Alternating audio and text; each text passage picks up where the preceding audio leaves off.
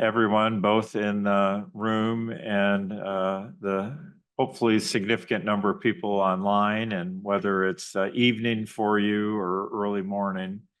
Thank you for joining us today. So this is actually our fifth annual the Midwest Radiation Oncology Symposium. And I'm so glad that all of you are here today. So for those of you joining us either in person or online, we have a fairly diverse group that includes physicians from radiation, medical, and surgical oncology.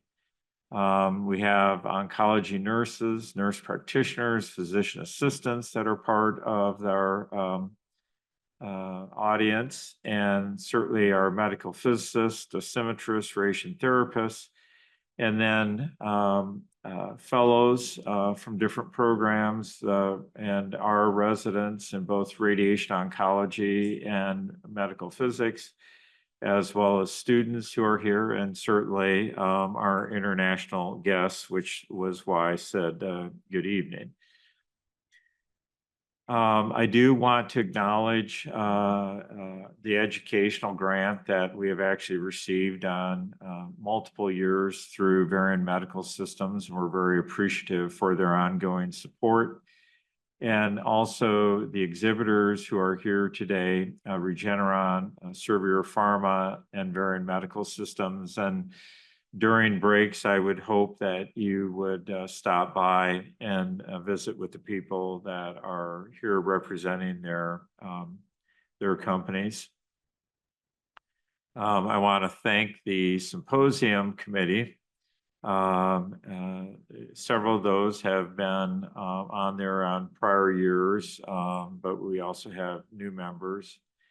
And obviously, I want to thank both Dr. Chi Lin, our professor and vice chair of clinical research, research, I guess I should say, and Brenda Ram, who wears many hats but is involved in all of the UNMC educational conferences. Last time I saw Brenda, it was in Maui, which was great until I couldn't get a flight out, but that's okay. It's all good.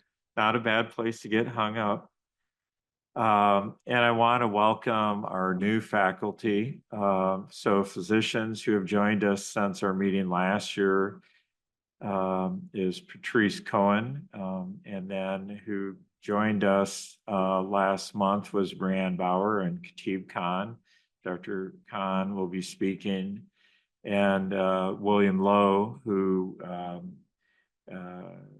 also joined our physician faculty, and then physicists who started after last year's symposium is Ray Liu and Dr. Mark Chan, and Hem Mokhtan and Ellie Bacon, and both Dr. Lowe and Dr. Ellie Bacon will be part of our physician physics team at Kearney. And then Sada Mahfouz, who is recent joined our research faculty. I want to acknowledge our new Cancer Center Director, Joanne Sweezy. Dr. Sweezy joined us in November. I was on the search committee. There was Joanne Sweezy and then a pretty large delta between our other candidates. But what I really like about Dr. Sweezy is her background is in radiation DNA damage repair. And so I kind of feel like we have a cancer center director who's one of us. And so we're hoping to get a larger project off the ground to be doing a lot of direct research with Dr. Sweezy. The We Don't Coast is actually from the Omaha Chamber of Commerce, their slogan. But This actually was hot off the press. I received this Tuesday evening. So since we opened in June of 2017, the Werner Cancer Hospital has taken care of over 25,000 patients on the inpatient setting. The researchers, both physician, physics, PhD, cancer biologists, have received over 240 million in new grant funding. In the outpatient clinic setting, we've seen and treated over 83,000 patients. We've added 94 new physician and physics should, I saw this last night, it was like, oh, we should have had physics also as a separate, but research scientists as well. The physics are included in the 94, though, don't worry, because we value what you contribute. But that has been a number of new. So if you looked prior, I think we added 9 since last year, so we're helping that new recruitment part.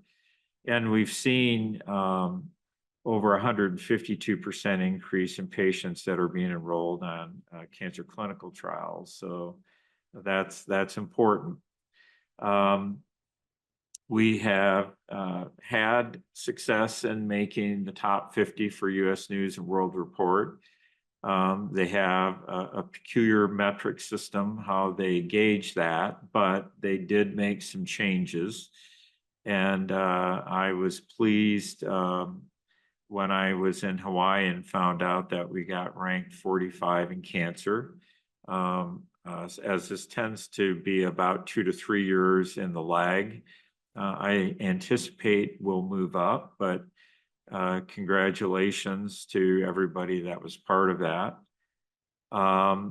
You know, this is the present, so that's a great view of the Fred and Pamela Buffett Cancer Center, of which we have the C.L. Werner Cancer Hospital and clinic labs, including radiation oncology on the left of the big building.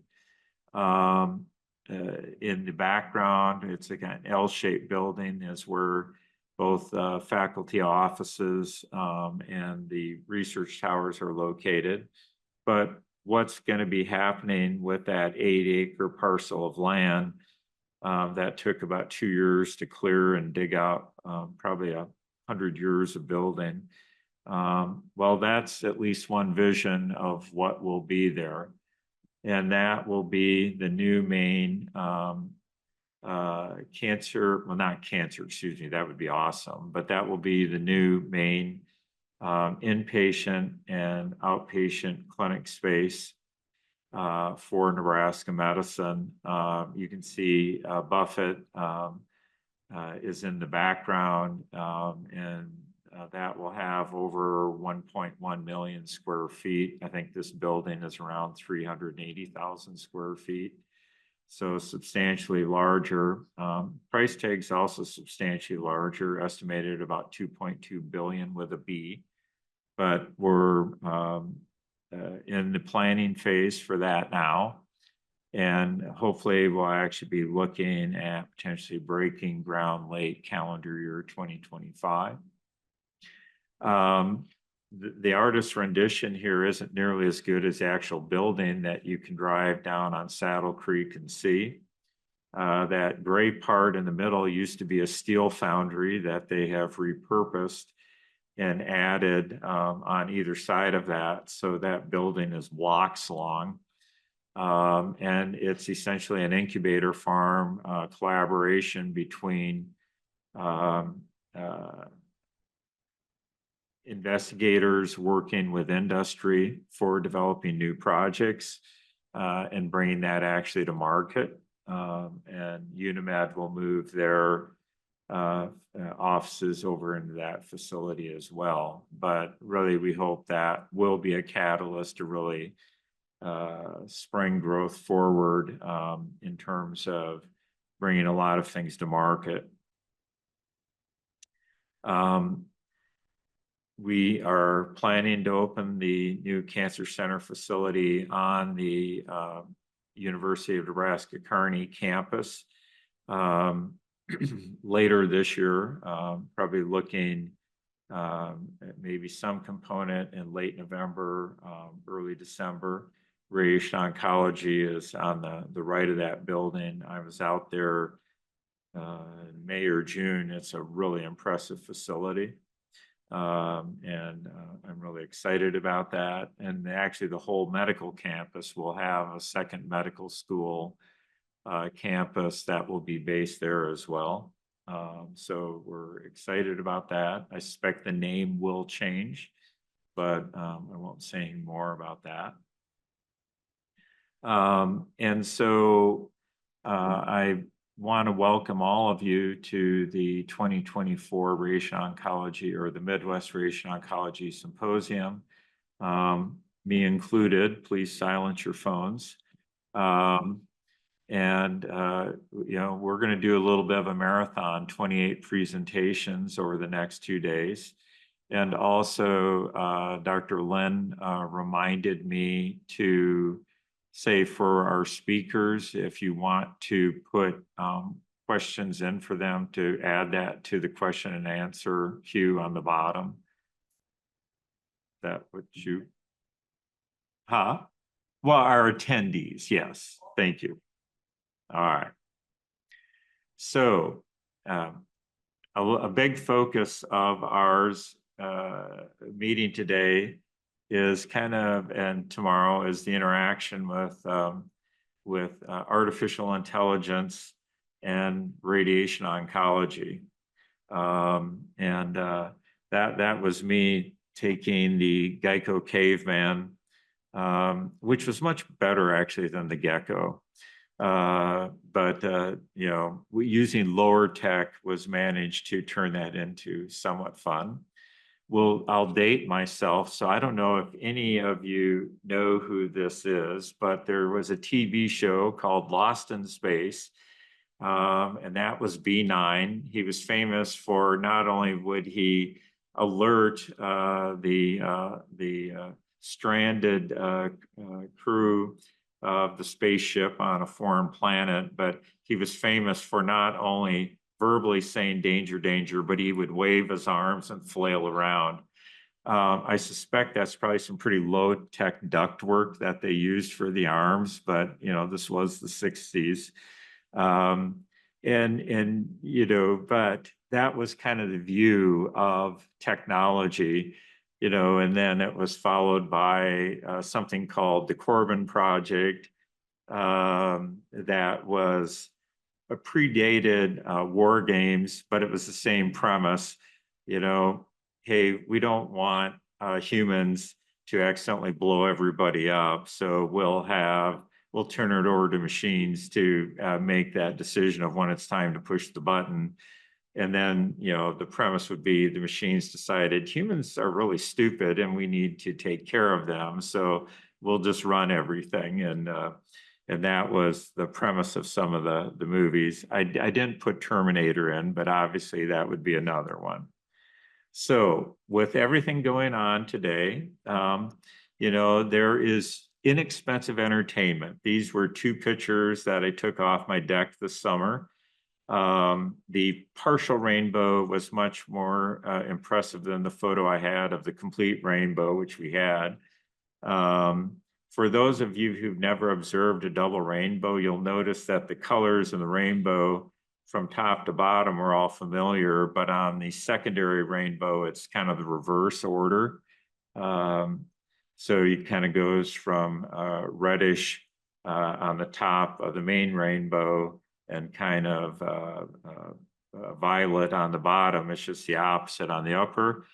And the photo on the right, it was one of those things I went out to grill, and all of a sudden I grabbed my wife and I go, get out here, because I've never seen just a red streak in the sky. It was the coolest thing I'd ever seen. It was, it reminded me of a Terry Redland painting. If you know anything about Terry Redland, he'll frequently have cloudy skies, and yet things are really brightly lit, and that's exactly You can't find where the light's coming from, but that was a very neat photo. So our keynote speaker this morning, who actually met for the first time yesterday and had the distinct pleasure of having a great dinner with Dr. Zhang, is Dr. Clifton Fuller, who's a professor in the Department of Radiation Oncology at the University of Texas MD Anderson Cancer Center in Houston, Texas. And he's going to be doing our first keynote presentation. Just a little bit of background. I thought about reading his 61-page CV, but then I thought, it might be a problem one time. And Dr. Lynn would be stroking out, and I don't want that to happen with her. So his background, he is on the head and neck oncology service, and is heavily involved in research. We had a lot of fun discussing old technology. That may seem new to me. He looks at it as past tense and where are we today and uses that for perspective. But it was a really enjoyable dinner last night, and a lot of discussion about where we've been, but more importantly, where we're going with things. And so I'm going to stop at this point and turn this over to Dr. Fuller. And at the end of his session, there will be a time for Q&A. So I'll come on for that.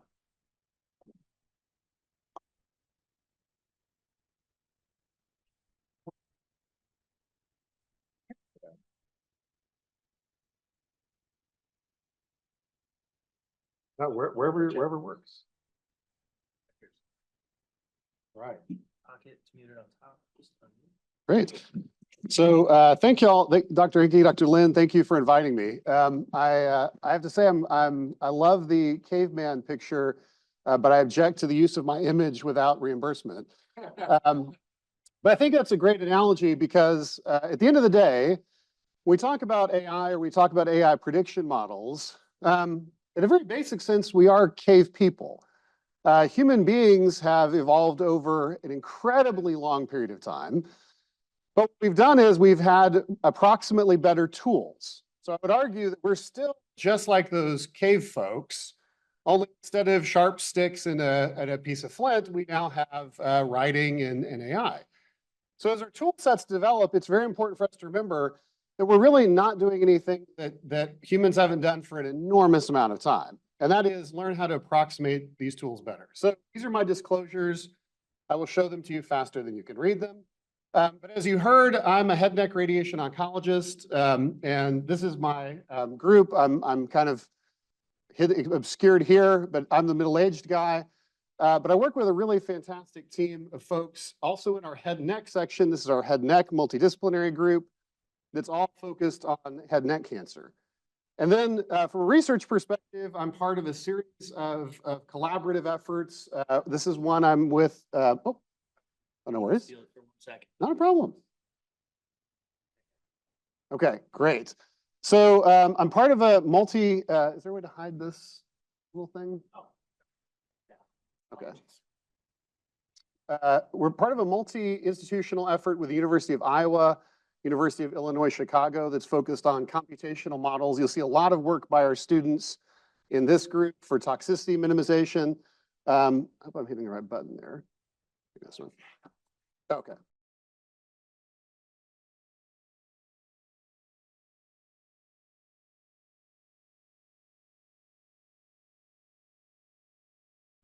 Oh. It's no problem. Okay, good. I'll try and move over here so I can move around. Working on toxicity minimization efforts, I work with Philips and Elekta on adaptive replanning, and then with Rice University on Markov decision processes for when to make those adaptations. And then under Christy Brock, who many of y'all know, I'm part of an effort where we train physicists, physicians, scientists, surgeons, scientists together in image-guided therapy. So these efforts are really underpinning the environment in which my lab group, the folks you see here, operate. And so our major focus is on spatially aware methods for clinical decision support or treatment optimization. Now, why spatially aware?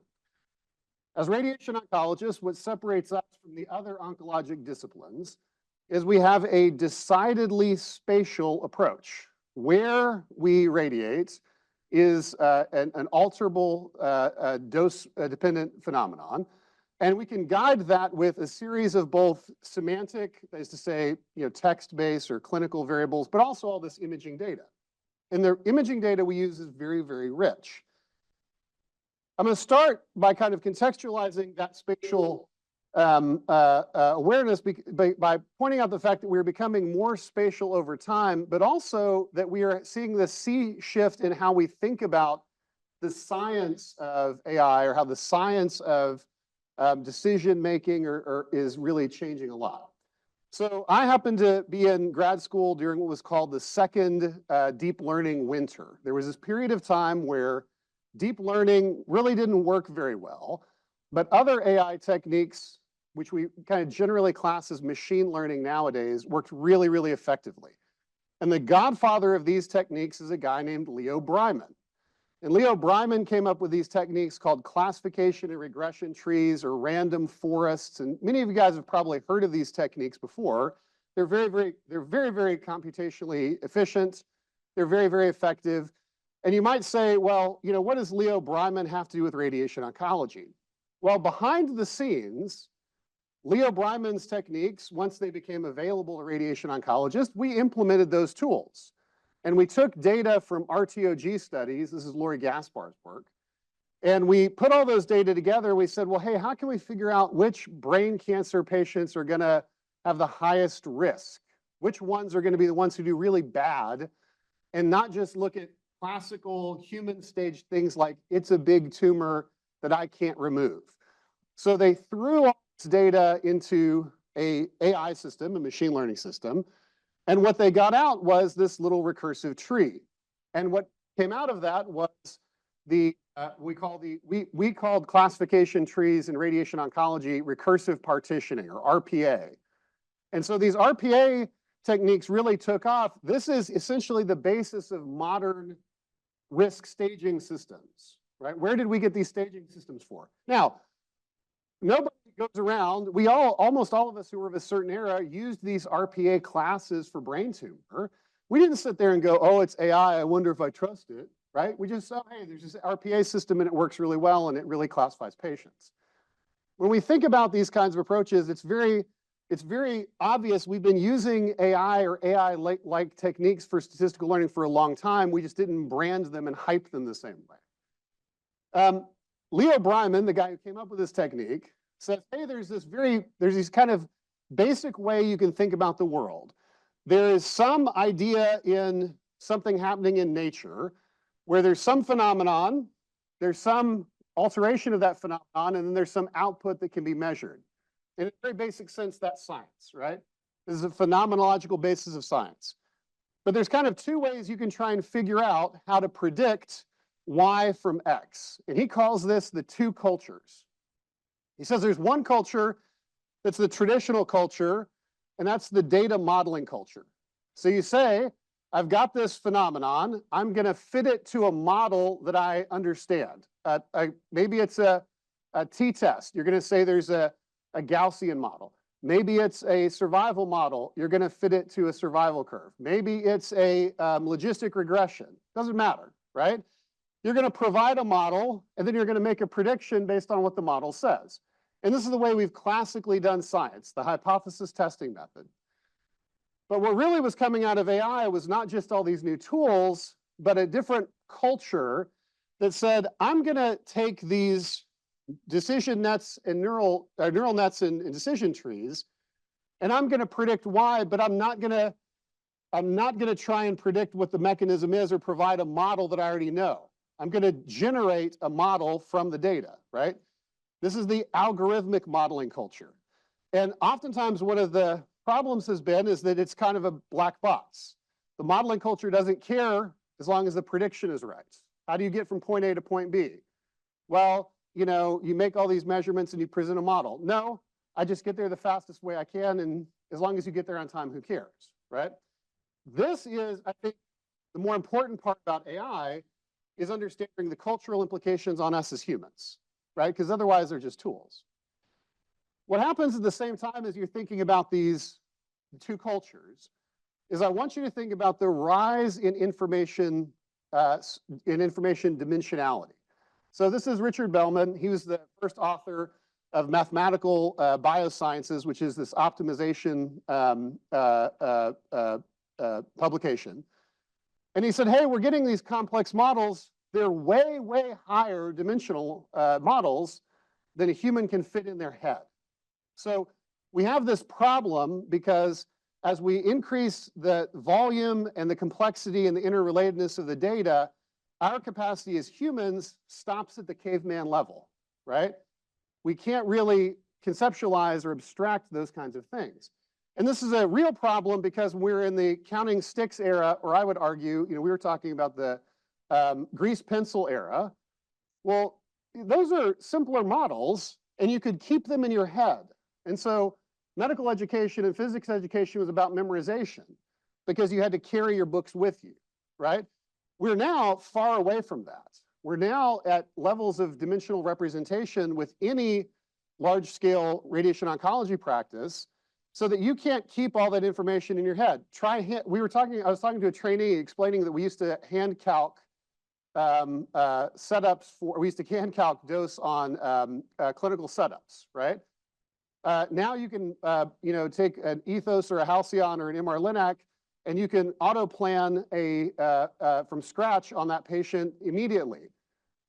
Trying to explain to your past self, how would you hand calc check that? You can't even start to get there.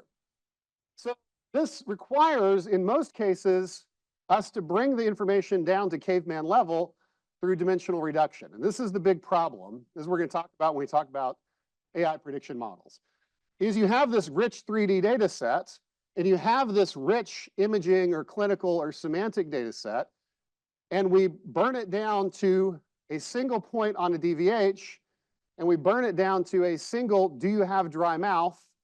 And then we plot it on a logistic curve in the hypothesis generating method we always used, and we say, done with my model, right? Because that's as simple a model as I can hold in my head. How many dose constraints can Dave Fuller remember? Not very many, right? So this dimensionality reduction is not a function of the AI process, it's a function of how well I can interpret it. So I'll start by talking about our kind of classic models, NTCP models, which were built in this, I'm not going to say caveman, but let's say grease pencil era, where we talked about uniform doses to organs. When we talked about these early radiation models, we talked about it as if in the head and neck space at least, which is all the examples I'm going to use because that's all I know. In the head and neck space, when we used to treat with these old 2D plans, the target volumes were either in or out of field. And so were the normal structures. And so if we hit your parotid, it got 50 gray, right? It was a binary.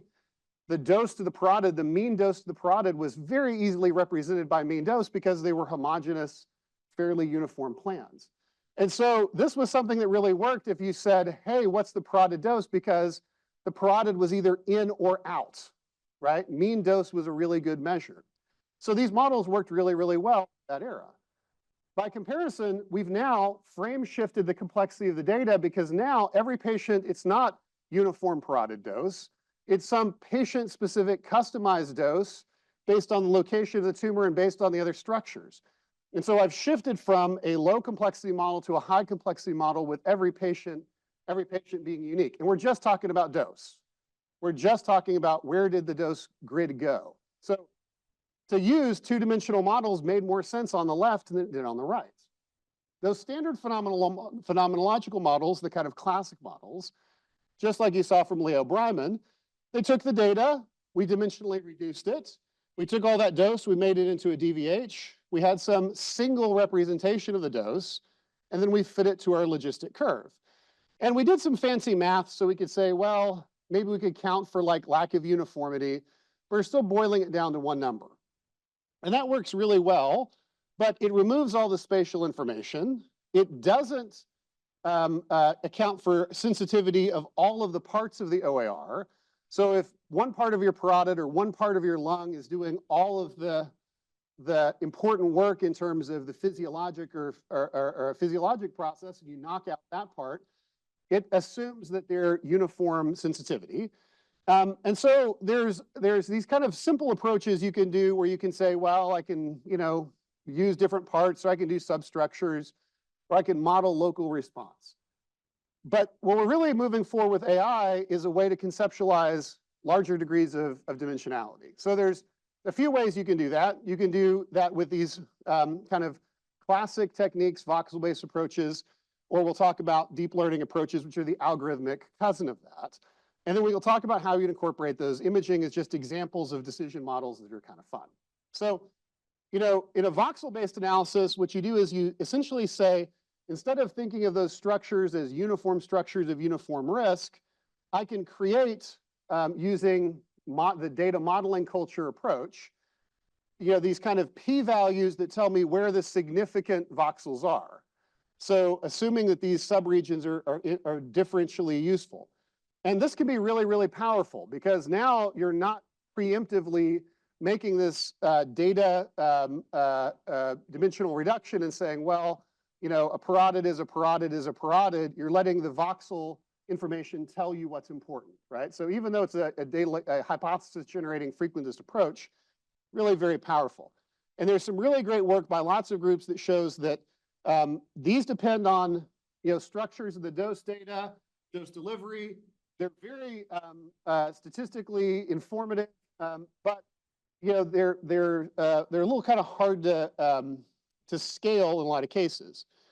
On the other hand, if you think of this as that hypothesis generating way, the algorithmic way of doing it is to say, hey, I'm going to feed everything into a prediction model. I'm not going to really know how it works. It's going to make a prediction about the patient, but then maybe I can come back and see what the deep learning net is paying attention to, right? So in both cases, you're getting that rich spatial information out of the process. And that can be done with what's called saliency maps or sensitivity maps or attention maps. And the idea there is you just kind of say, well, okay, I've made this prediction. The prediction works sufficiently well for clinical use, but instead of leaving it black box, I'm going to go look back and see where was the deep learning network paying attention to the voxels. So these are very kind of, conceptually complementary approaches, right? It's different ways to skin the cat. So voxel-based analysis in many different organ sites appears to improve prediction, over these kind of classic logistical regression techniques.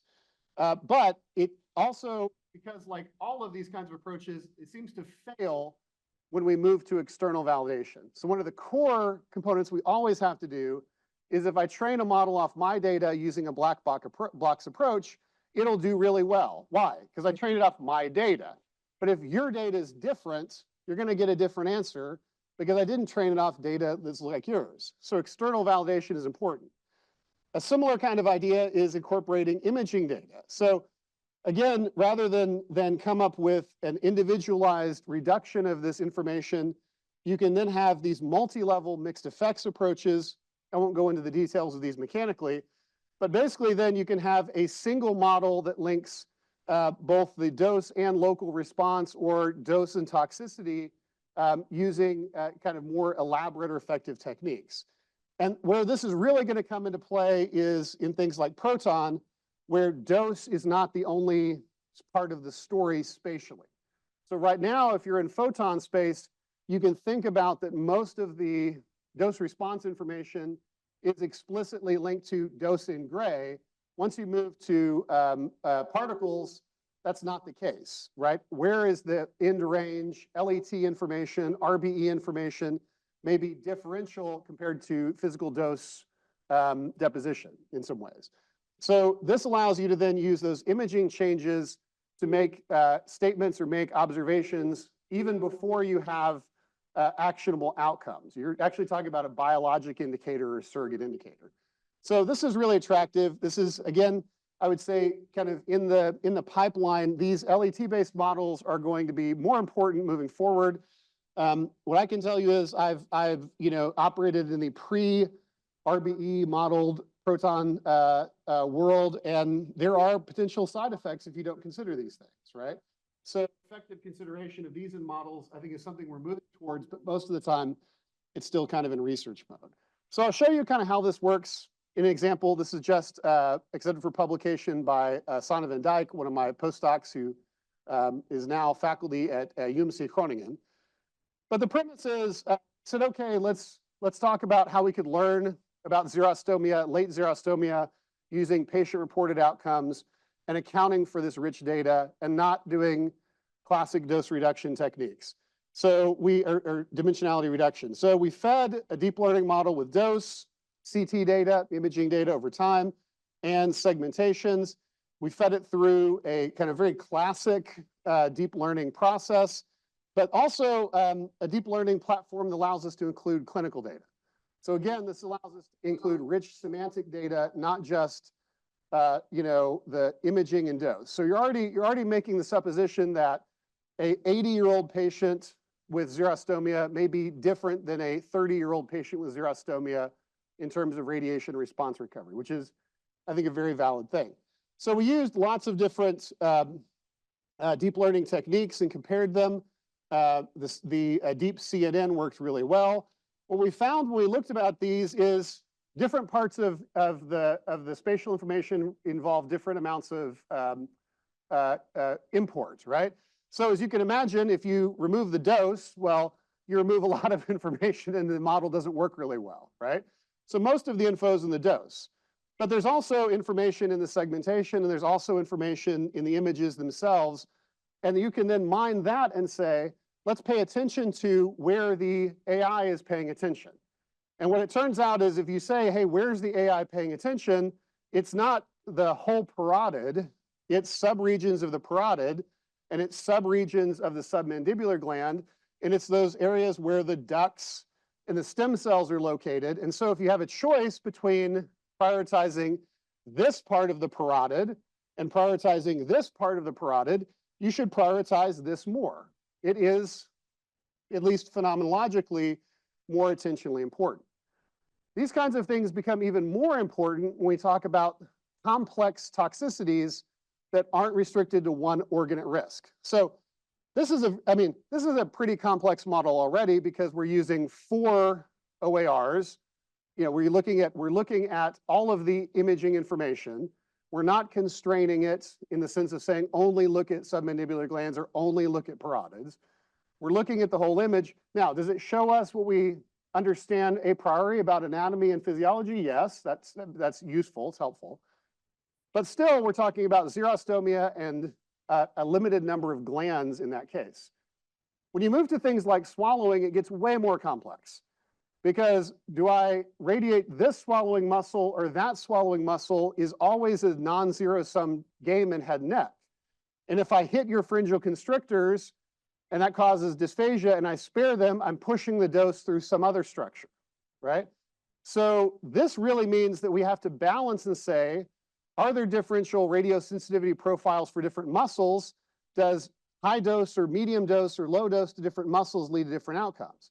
So that means you have to model all of the dose response curves for swallowing dysfunction for all of those structures. And it turns out that all of them have dose response models. If you radiate a muscle to enough dose, it will stop working effectively and your swallowing function will be impaired and you'll aspirate and you'll be at risk of dying, and that's not good. So we took all this data to say, if we put all this together, we also saw that it's not just dose and it's not just dose response. That if you take a patient's age, this black line is all patients, what we found is that age matters a lot for swallowing recovery. So if you're a 30-year-old patient and I radiate you to 70 gray, 3 years later, you're probably going to be swallowing fine. Because I'm a good radiation oncologist? No, because you're young and you're healthy and you recover. And if you're 80 and I blast your pharyngeal constrictors, you're going to have some problems even at lower doses. So it gets you away from this idea that prediction models are necessary because I can't remember in my head what the dose constraint for 80-year-olds for swallowing dysfunction is, right? We have to implement these models clinically, not because the AI is so good, but because the humans are so bad, right?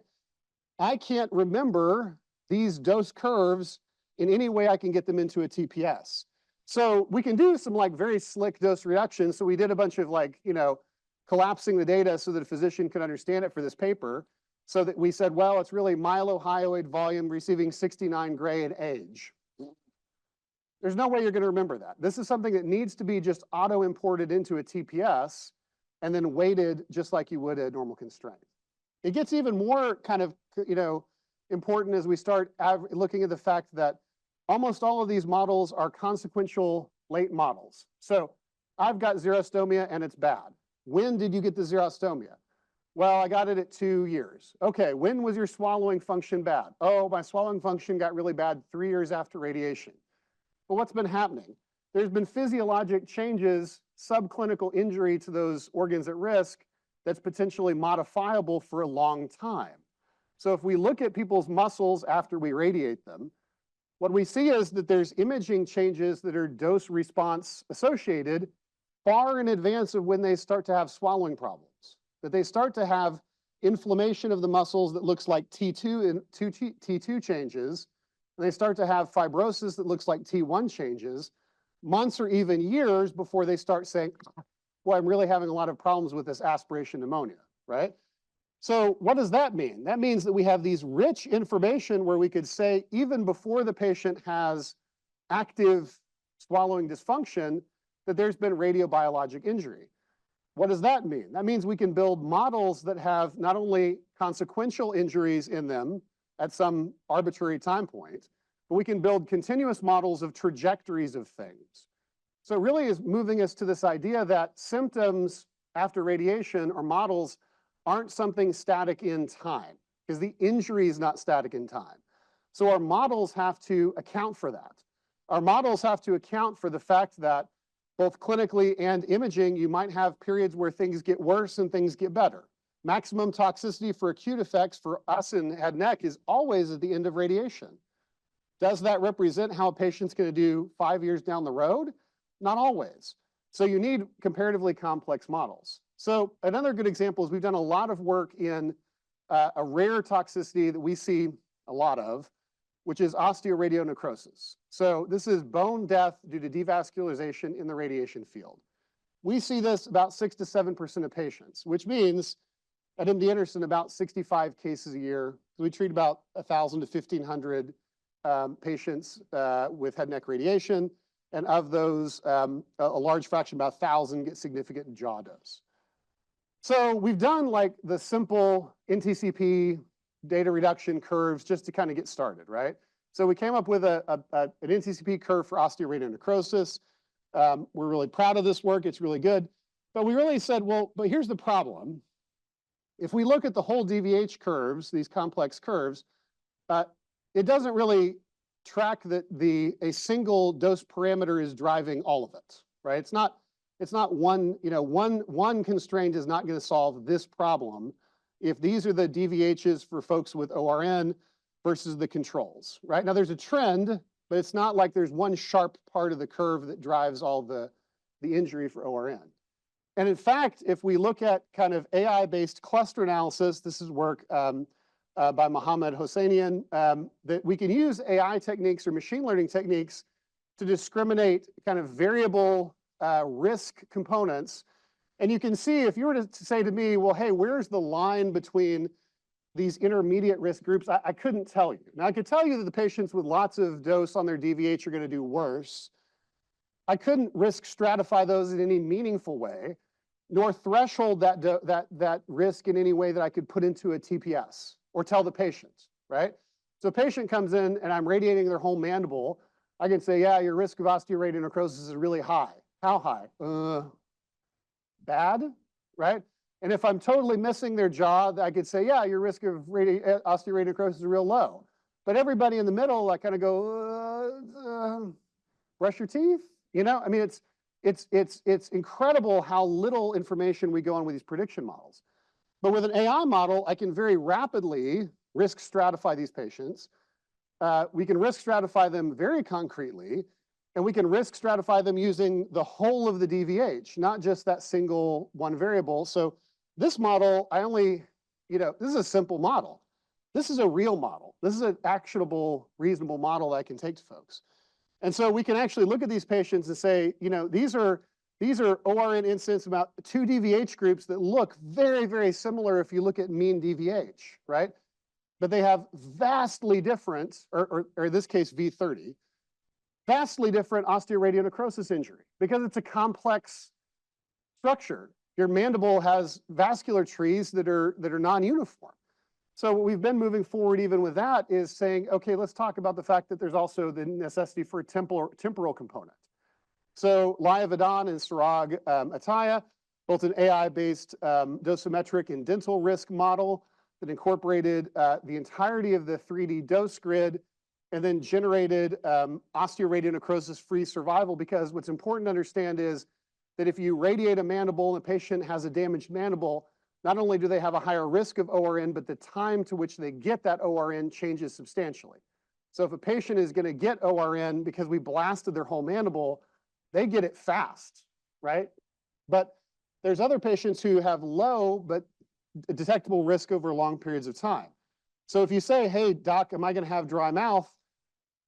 When are you going to have dry mouth? When are you going to have osteoradionecrosis? When are you going to have swallowing dysfunction? We've got to move away, and AI enables the background of the model, whether I used a deep learning net, which we used as part of it, or we used kind of more classic machine learning techniques. The magic is teaching ourselves how to think about high complexity data in ways that we can use it clinically. And then generating that, you can run whatever visualization you want. It's a dynamic model.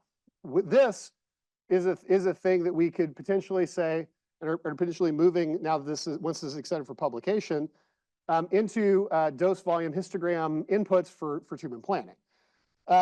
We also then said, okay, if we're going to do that, let's talk about how AI drives decision support.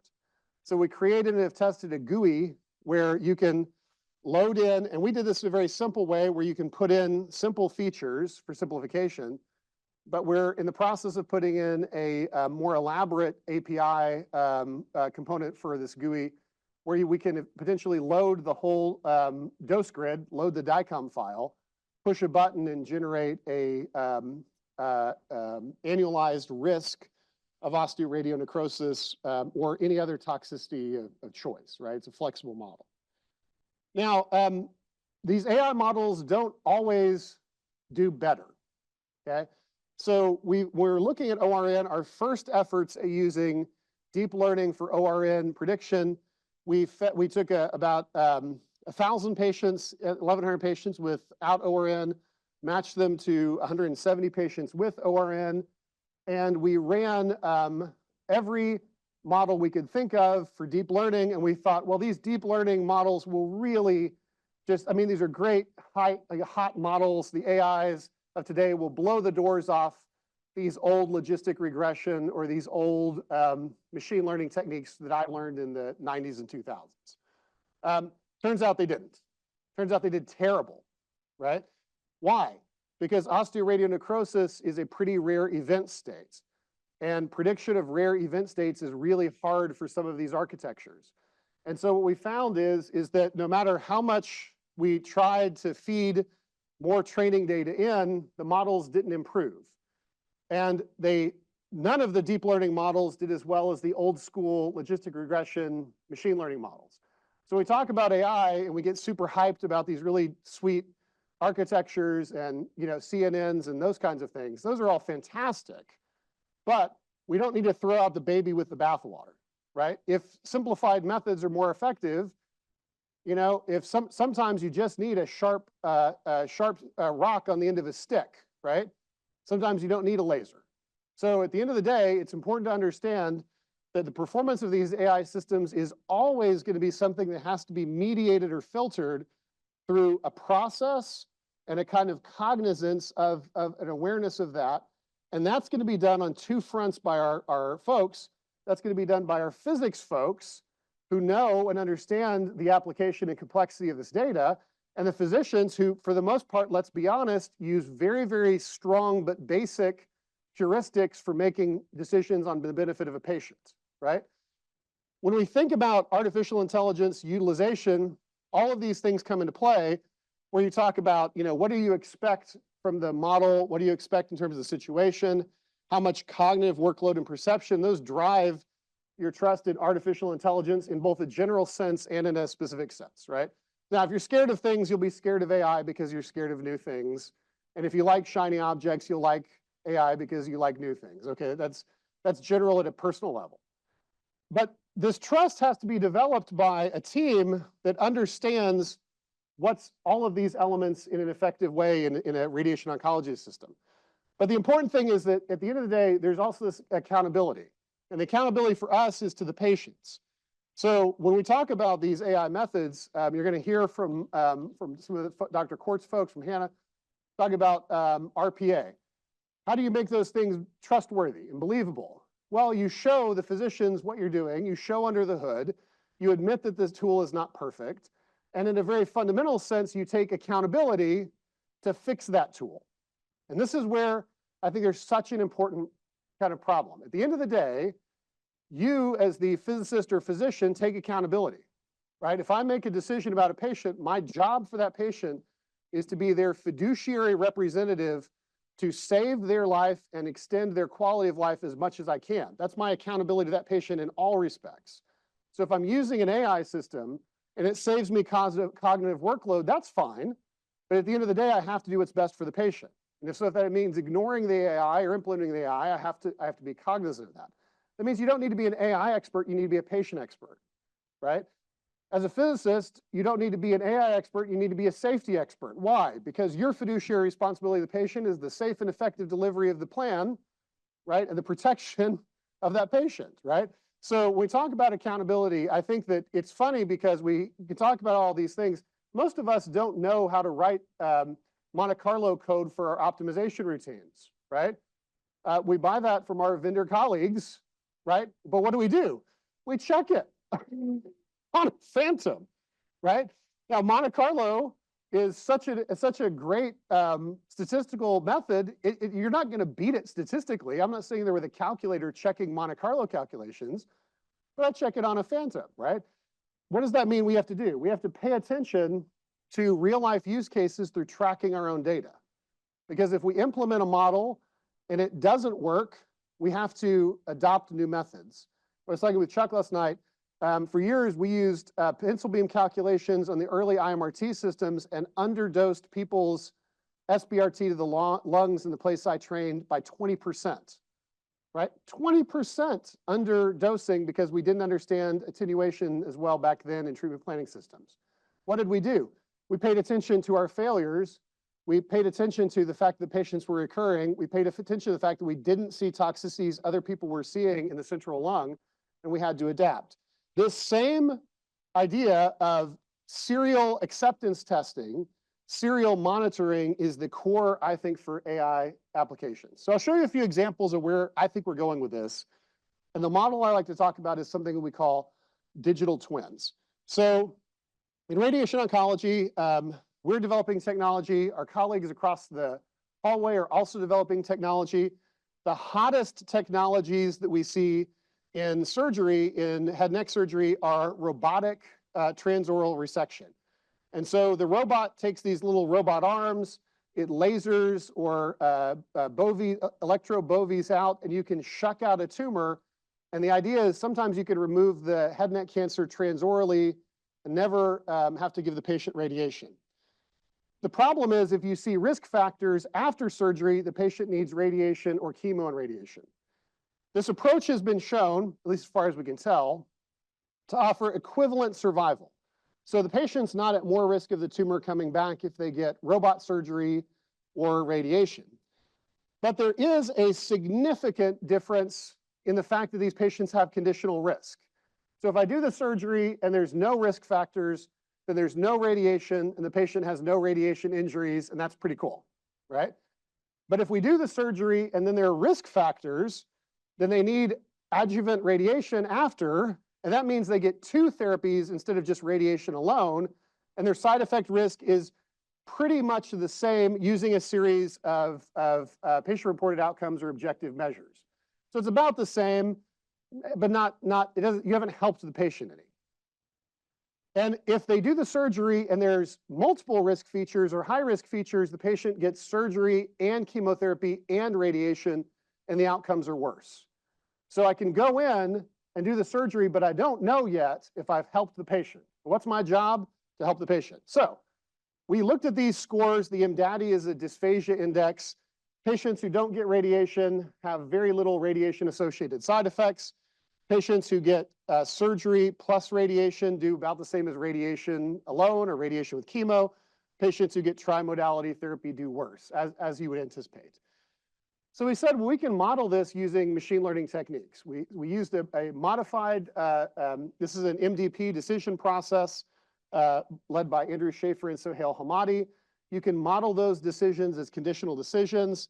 You can take data we have about short and long-term swallowing function, and you can generate these models where you say, okay, at a certain risk of postoperative extranodal extension, it makes absolutely no sense for you to do one modality or the other. So in some cases, if it's very clear you're not going to have these risk factors, you should do surgery every time. And if there's any risk above 30%, you should do radiation. Okay? So we have those models. The problem is physicians can't predict if the patient will need radiation afterwards because we can't predict those risk factors. So just looking at a single risk factor, if a lymph node has extranodal extension, they need adjuvant radiation. We showed a bunch of radiologists, radiation oncologists, and surgeons a bunch of lymph nodes and asked them to rate those if they were going to need adjuvant therapy based on extranodal extension risk. And it turns out they're terrible, right? It's a coin flip. Nobody can tell. Humans are terrible at it. But you know what's really good at it is AI. So Ben Kahn and his group at Harvard have these models of extranodal extension where they take the imaging data, they feed it into a neural net, and they can get performance with AUCs of like 91%, way better than humans. And in fact, when they tested it against radiologists, this is the model in the black, the AUC of 86. These are human observers. It's like way better, right? Like we're not talking about it's as good as humans. We're talking about humans are bad and this thing is good. So why don't we use it? Because the physicians are scared because they say, well, I'm not sure about this case. Now, in fact, they're not sure about any cases, but they can't admit that. What if it misses? Okay? The accountability to the patient. I just don't trust it like I trust my colleagues. Their colleagues are worthless at this. They're bad at this, right? So it speaks to the problem of we have to move to not just methods that work, methods that are trustworthy. So in the last few minutes, I'll talk about how I think we solve that problem. The clinical problem is trustworthiness or uncertainty estimation. We were talking last night. One thing that AI methods can do, potentially, that your surgeon or you can't do, is tell you how unsure they are in a quantized way. So if you say, I've got this system decision, and I can tell you that, hey, this is a wild guess. This is me just pulling it out of my back pocket. This is me totally, just YOLOing it. You're going to take that information differently than if I say, I am very sure I know exactly, I've seen this 100 times. AI systems are the same way. So our current system, the problem with the AI is it gives you a black box estimator and says, there it is. And it tells you how well it does over a group of patients, but it doesn't tell you its own certainty estimate. With uncertainty quantified methods, the whole value shift is that you have this model performance and then you say, well, yeah, I can tell you my model's at 80%, but I haven't seen many of this patient. I'm not very certain about that one. But I'm real certain about this one. I've seen that one a lot. I really know that that is E&E. If we think about that, I feel like without uncertainty quantification, AI is stalled, right? So moving to, and the reality is you can use these uncertainty quantification techniques on the back end of any model. It doesn't have to be, it can be the fanciest deep learning net you've ever had. It can be the dumbest random forest you've ever seen, you know, as elaborate or as simple as you'd like to make it. These uncertainty quantification models are very, very flexible. They're just a back end you put on things. I think this is going to be something that you start to see, and instead of just reporting the AUC or a p-value, you're going to see this moving forward. So this is done in a lot of areas. So this is work by Kevin Zhao, looking at meta-radiology. They were looking at retinal alteration. And again, you know, the traditional deep model just gives you a single prediction. But if you have, you know, you're always going to be using a test and training data set and then a generalizable comparator. Why not just generate this prediction certainty? And you can do that at the level of the case. You can do that at the level of the voxel. It's very, very doable. So this is really useful because it really is good at detecting out of distribution data. So let's say I've got a great model for oropharynx cancers, and it's a complex model that I've just built that I showed you, and I feed a larynx cancer case into it. Is it going to work? Well, I don't know, but it's really helpful if the system can flag for me and say, hey, you just gave me something I don't understand. If I shove a prostate case in, it better know that there's an error. Most of the systems we currently have don't have that built in as a process, right? And so these are simple architectural things that can be done. And there's a host of different, you know, you can choose your own adventure on which uncertainty method you want to use. There's not one that's better than another. They're all very good. We've already started using this because one of the ways we found, you know, the Lawrence Court's group, you'll hear about, really revolutionized. We don't contour organs at risk anymore outside the skull base. It's a solved problem. But contouring tumors is hard. And contouring tumors is hard because humans are bad at contouring tumors, and so it's hard to train them. But what we can do is we can take multiple different inputs and we can generate a uncertainty map. And so we can generate a pre-labeled tumor segmentation that doesn't just say tumor, not tumor, but says, well, here I'm sure this is tumor, and here I'm suspicious, right? That really helps the physician because now there's a level of, you're not turning over agency to the AI, you're getting information inputs that allow you to make a good heuristic decision for your patients. Recently, Kareem Waheed in our group has done a nice scoping article that just came out in PMC looking at these uncertainty quantification techniques. And again, they're mostly things like failure detection, but I think this is the wave of the future. This is really kind of moving forward. This allows you to talk about direct assessment in terms of competing hazards. So if you have this uncertainty quantification and you're really, really sure about your NTCP model for parotid, but you're not really sure for mandible, you can make those hazard distinctions not just on the risk of on the dose, but talk about modeling the different risk profiles and your uncertainty within them.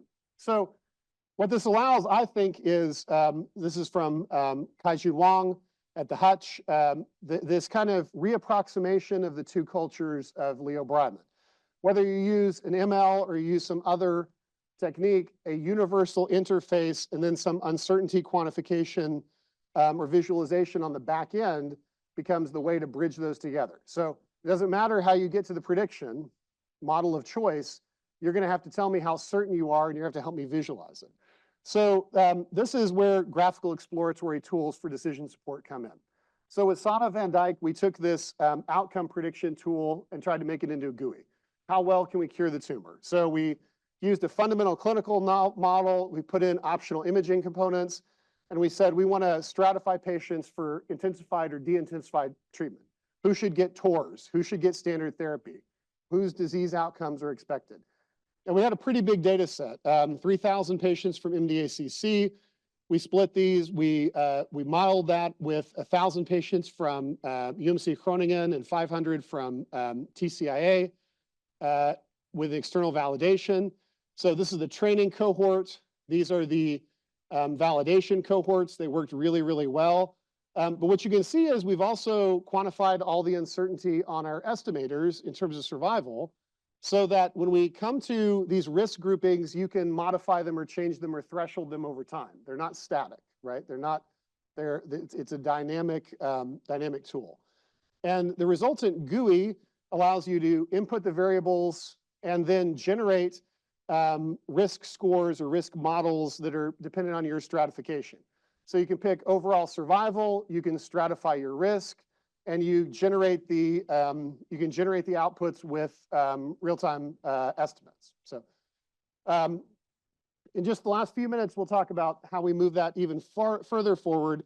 So just moving from web-based models to now visualizing all this information at once. So as you develop these AI models, you need to push them into platforms or GUIs that allow you to track these things over time. So this is Liz Marai. Phallus is our human-machine longitudinal symptom plotting software. It allows us to look at individual symptoms by clusters of patients, identify individual side effects. This is mucus scores on the MD Anderson Symptom Inventory. These are breath scores, plotting individual patient predictions across whole groups. So again, very rich visualization, matching very rich data.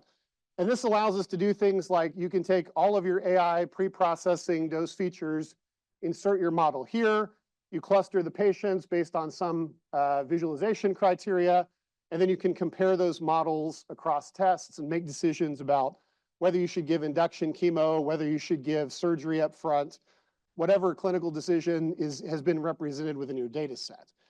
And not only that, this is dynamic presentation of the kinetics of response to the tumor, dynamic representation of the kinetics of the side effects. So we tested this using a virtual tumor board using reinforcement learning, where we fed patients to the model, and we said, okay, we don't really understand exactly why certain patients are getting induction chemotherapy and why they're not, and is it benefiting them? And we couldn't tell because there's this big confounder. Because if you have really, really bad disease, you get induction chemotherapy because the disease is so bad.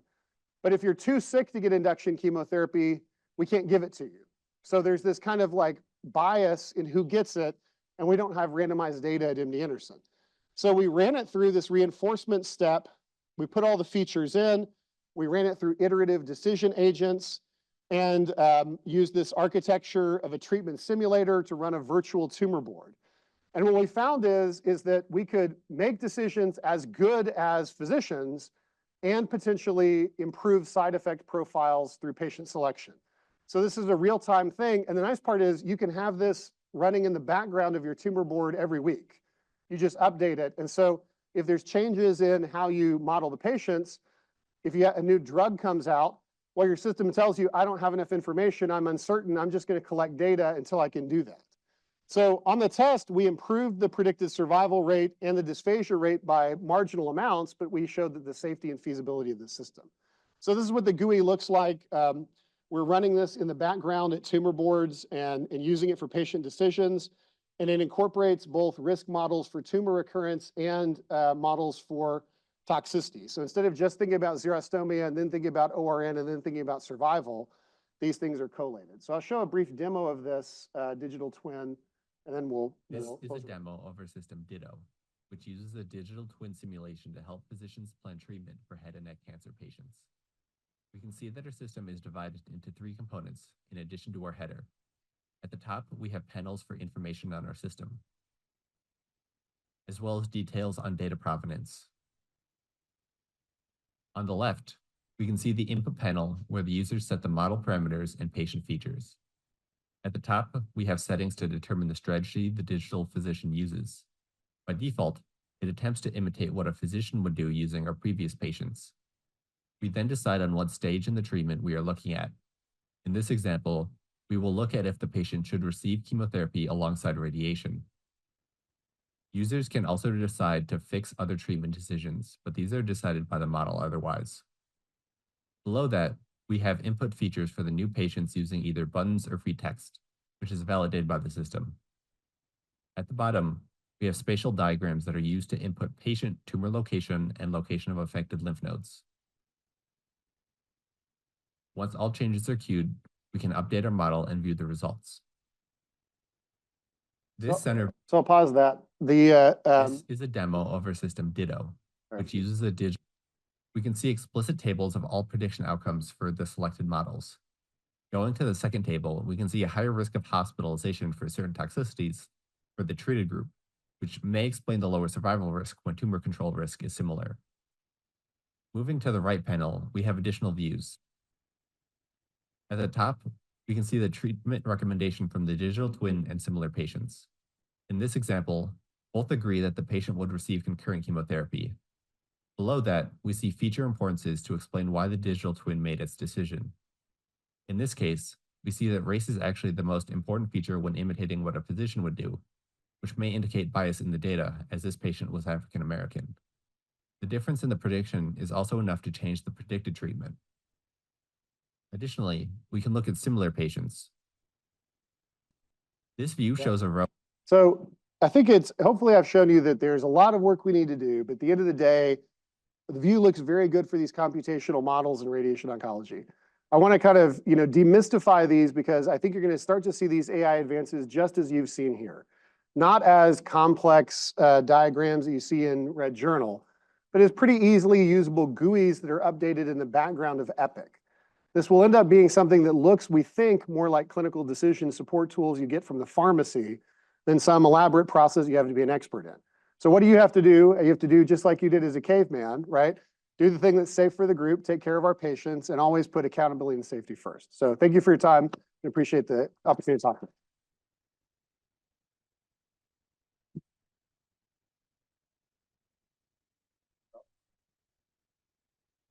So we have time for, Okay. sorry, we have time for a few questions. And actually we have those up on the screen. I'm going to translate what I think the first one says. It says, what question comes to mind as there are examples of dimensionality reduction models in the field of machine learning? Is there any reason you're highlighting specific methods over others? This is beside the fact that deep neural networks function more reliable than traditional models through reduced data with respect to vision transformer models with much better performance. Yeah. So it's a great point. So I think just like you heard from the commenter here, your model is going to depend on your problem and your data. So I think if you're talking about, let's say you have a heterogeneous dose model with a complex imaging biomarker, you're probably going to do better with deep learning techniques. They're just better at handling voxelized data. On the other hand, there are some of these semantic models where those things fall apart very quickly, or there's very sparse survival models where deep learning does terrible, right? So it depends what you're trying to solve. The tool you need, no one would say, I've got to use a t-test for my survival curve. That would sound insane, right? Which is better, the t-test or the survival curve? What's the problem you're trying to solve? So I think it's very imperative that you pick the approach that's tailored to the complexity of your data. So I totally agree with the commenter there. So yeah. Yeah, and so actually the second and third are somewhat overlapping, but and this one's easy because you get to predict the future, Yeah. but No we're not there responsibility. yet, so you're okay, whatever you say. What future advancements in AI do you foresee having the greatest impact on radiation therapy? So I would kind of class, I would basically say the greatest impact in terms of our workflow will be automation. High complexity, low performance human tasks like image segmentation are going to be less of your practice, right? If you feel like your job is to draw circles on DICOM images, that is increasingly going to be less a part of your job. I think it's also going to change the workflow because you're going to be more like someone who is taking rich model inputs and making real-time decisions, right? What you're going to start seeing is, one of the things we worked on is adaptive replanning using Markov decision processes so that every day there's a decision for the physics team and the physician, do I replan this patient? So the real thing that's going to change is your workflow is going to be more like monitoring stuff. The example I give to folks is it's going to be a workflow. In the old days, anesthesiologists sat there with a pump, right? Now the anesthesiologist sits in front of a series of monitors and is paying attention to lots of different rich inputs. Our workflow is going to change through automation. I think the biggest clinical impact is I do think, my personal opinion is automated planning with biomarkers, I think is going to be a game changer.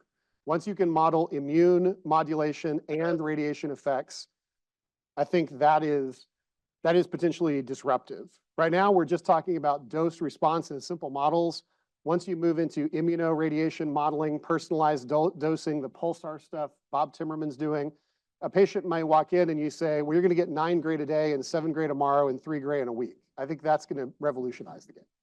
And one that just came in is, what is your view of AI, large language models, making an impact in radiation oncology? Yeah, it's going to be huge. LLMs, especially LLMs, are big for like prediction of, we've all seen ChatGPT. Those are going to be kind of a front end that you load onto all the other models. So a good example is the segment anything models where you just put an image in and it decides what it is. They can use data that's gleaned from text in addition to DICOM or picture data.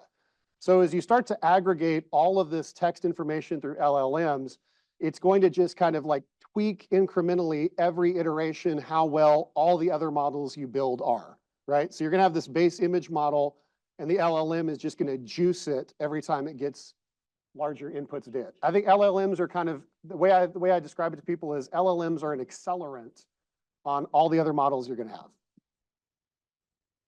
Oh. And are there any questions from the audience? Shujan. So really great talk, and also I kind of remind me a lot of discussion last night. But just extend from the LLM model, it kind of makes me want to ask you, when does all the AI model knows for the AI intelligence that they are not able to make a conclusion? Yeah, so the beautiful part about these is because, especially like LLMs are essentially probabilistic models, right? So they can also tell you how close they think they are to whatever your baseline state is and how derivative they are of the underlying data. And so that's very helpful. So you can actually say, like, hey, you've given me this result. How sure are you, right? The interesting thing is, like, I'll give you a good example. We had a case the other day that's an amyloblastoma. We don't see amyloblastomas. We don't have data on them. Would I trust the prediction of a LLM on amyloblastoma? No, right? Why? Well, because I don't trust myself, and we don't know, right? So I think you start to get to these portions where the real problem becomes that these models have about as much certainty as whatever you've trained them on. And if the data doesn't exist, where you're going to see the real problem is these out of the weird cases, the case that's not a bread and butter case, that's when the physician is really going to earn their money, right? You're not going to earn the money on the bread and butter easy case that everybody knows what to do. You're going to earn it on that weird case or that patient who has something different. So recognizing why your patient's your patient and not the model is going to be a core physician-physicist skill. So, Dr. Lin. What ethical considerations should be taken into account when we use AI with the radiation oncology? So let me just, so what ethical considerations do we need to consider when using AI to help in decision making? So I struggle with this immensely because in some ways the utilization of an AI with uncertainty quantification, I know how good or bad it thinks it is. I don't know how good or bad my physician colleagues are, right? So we talk about the ethical considerations. At the end of the day, the ethical responsibility always lies with the physician. Our role in healthcare is less about being the smartest person in the room and more about being the person who's willing to take responsibility for the patient in an ethical sense, right? I am doing this thing for you so I can first do no harm. I am taking ethical and fiduciary responsibility for you as my patient. And you, the patient, will accept the risk that I am willing to give as a human being. That's a human and relational role that never is going to pass from the physician, right? Just like billing will never pass from us, right?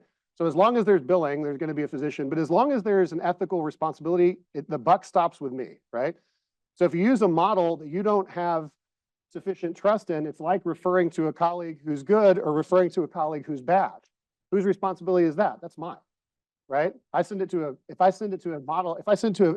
to a physician I don't trust and you have a bad outcome, whose fault was that? I would feel it's mine, right? So one of the really encouraging things I heard is when you said, I won't have to, contour circles. I just figured I just got 8 hours back on the weekend. So that was. Well, I that's mean, great. when we rolled out AutoSeg for organs at risk, that literally saves me somewhere between 4 and 6 hours a week, right? I mean, like that's a half day of my work appeared. So, well, I want to thank you for Yeah. a great presentation.